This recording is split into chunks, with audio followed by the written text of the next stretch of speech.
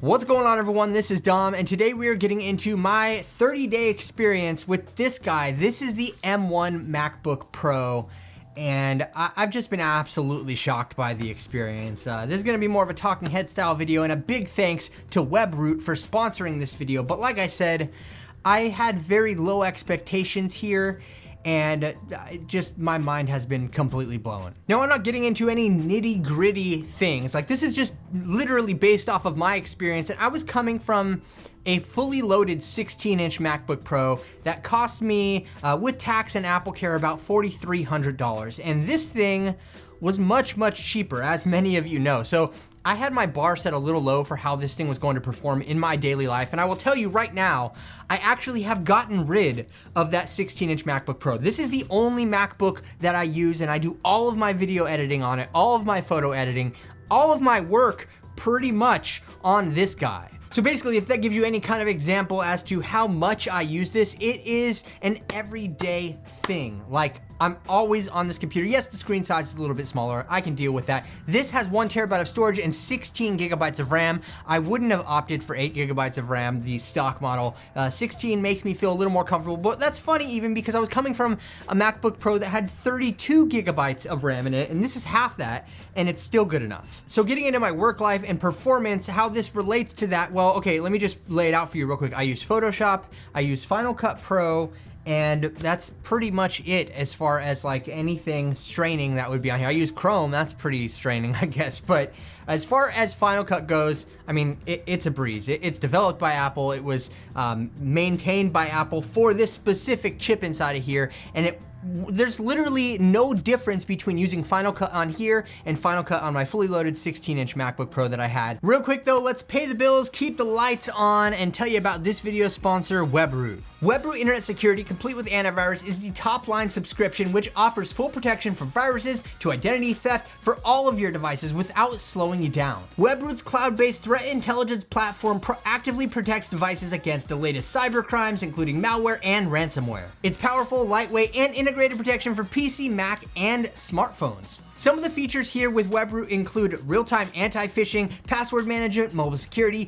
webcam protection, a system optimizer, and automatic backup and secure online storage. It uses almost no storage on your computer because it's mostly cloud-based, and it scans your computer for viruses and malware in seconds. Look guys, there's more than 250,000 malicious programs like appearing every single day, so it's probably a good idea to step up your game and protect yourself with some security. Satisfaction guaranteed, as they offer a 70-day no questions asked money back guarantee when purchasing directly on webroot.com, and Amazon purchases are subject to Amazon's return policy. For a limited time only, Webroot is providing a holiday promotion if you purchase the software directly through webroot.com. It is also available on Amazon as well, but Webroot's internet security, complete with antivirus, will be between 35% and 50% off of its retail price of $79.99, and you'll be able to protect up to 5 devices for 1 year. So be sure to act fast and click that link down below in the description if you want to protect your devices today. I would say in terms of actually like handling footage on here, this thing is a breeze. I shoot with the Canon C200, it's right in front of me right there. I also use an A6400 and an A6500. The biggest downfall of this actually in terms of my workflow and editing process is the fact that I only have 2 USB Type-C ports on this sucker, which kind of sucks, to be honest, because, and it's really a first world problem, because I'm not able to offload both of my SD cards at the same time to my external drive, which is the Samsung T5. I edit on a ton of these. So I can't have 2 SD card readers and this plugged in at the same time to be able to offload things like that. It really not that big of a deal.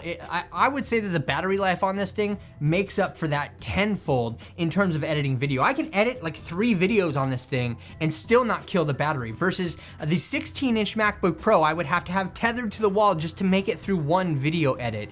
So, I mean, those things just tell you a lot about the performance. So as far as Photoshop goes with this, I mean, it's literally the same case. I hate like just giving you the same answers, but this thing is just a beast, and it absolutely annihilates any task that I personally throw at it. Now, I'm not doing After Effects stuff. I'm not doing like a lot of motion graphics or anything like that. My base core here, like I said before, is Final Cut, Photoshop. I do some Illustrator stuff, the basic things that I need for my job. So I'm not gonna pretend to know a lot about After Effects because I'm not a VFX guy. Like, let's just put that out there. I can dabble with some templates and stuff like that, but it's not what I'm doing on the regular. And as far as my daily life goes, in terms of how this thing operates, it's absolutely fantastic. The battery life is all day. This thing is my dream because it's just such a small and light computer. I've always said that I wanted a 13-inch MacBook Pro with dedicated graphics and a quad-core processor or something, you know, like something beefier than we've seen before, because I've even tried to use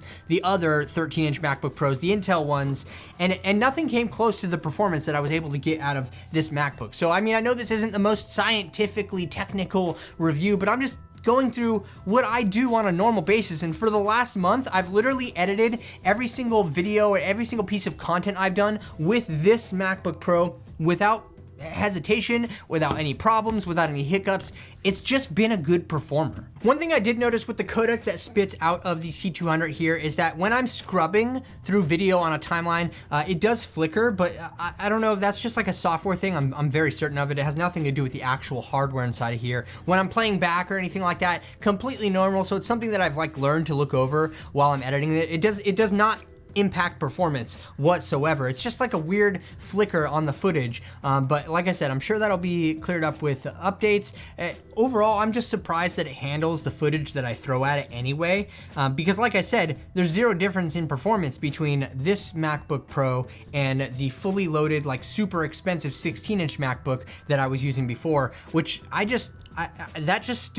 can't believe I'm saying those words right now, because whether you have this little 13-inch Pro or the Mac Mini or even the MacBook Air, which I haven't tested myself yet, but I'm pretty sure the performance is very comparable between all three of those M1s. So really, this leaves me hope for what's coming in the future, because like, I liked the 13-inch, and I hope that we get like a second generation M1 that's even faster in the 13-inch, because I can live with the 13-inch. And at this point in time, my dream MacBook is still a 13-inch MacBook Pro. I would like 4 USB Type-C ports, a second generation M1 chip inside here, a 16 gigabytes of RAM, 32 gigabytes of RAM, something like that.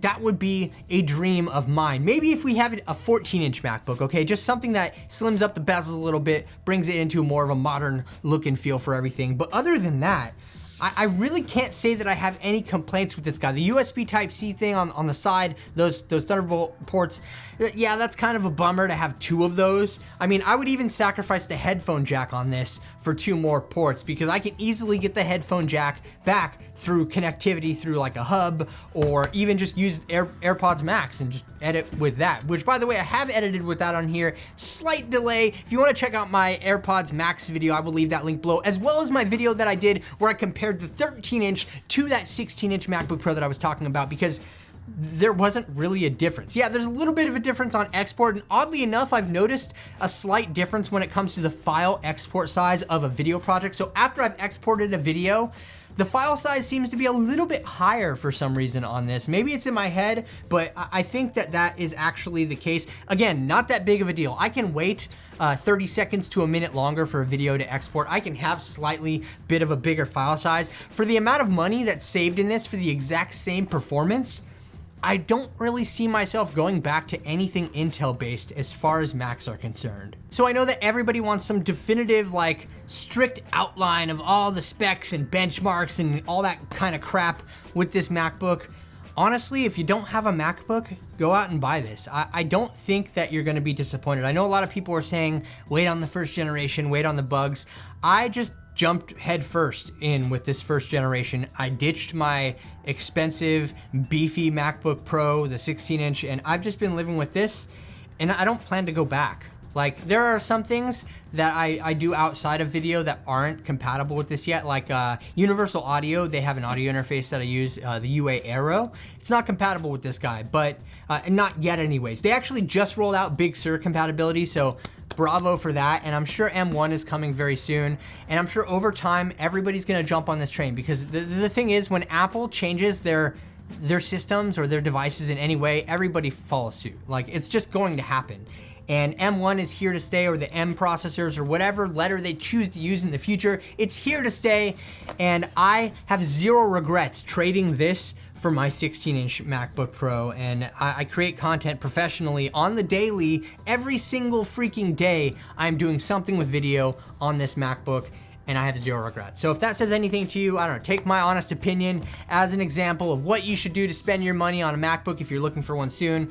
Big thanks to Webroot for sponsoring this video. I hope you enjoyed it too. If you want to see a more in-depth comparison video, like I said, this versus my 16-inch video, that will be linked down in the description for you. And if you enjoyed this video, please hit the thumbs up button. And also, if you're new around here, subscribe to the channel. Don't forget to hit that notification bell so you can be notified when new videos like this drop in the future. I really do appreciate all the support, everyone. Thank you so much for watching. This is Dom, and I'll catch you in the next video.